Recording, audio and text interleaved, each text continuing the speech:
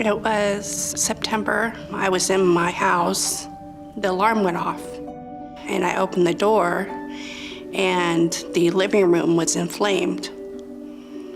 And so I rushed and grabbed my animals and my purse and left and called the fire department, and they were there quickly. A week prior, we got fire alarms. The Grand Island Fire Department told me that if I wasn't alerted the way I was, by the time I would have probably opened the door and noticed, I would have had smoke inhalation, then probably had to have them rescue me. The smoke alarm, I think, is perhaps one of the most important devices that the fire department's been able to use to mitigate these fire events. A smoke alarm, it's so cheap, it's so easy to install, but it's so effective. It's our first defense. The mission of the Grand Island Fire Department is to be ready to respond.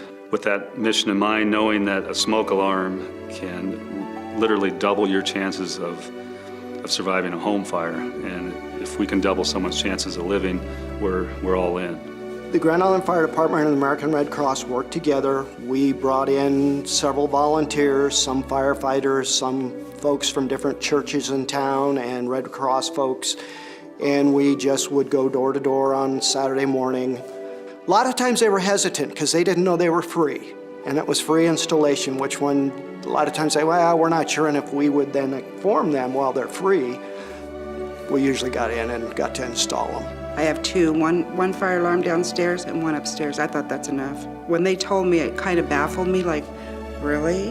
A fire alarm in every bedroom? I think it's a neat program because there's a lot of people that do not know that.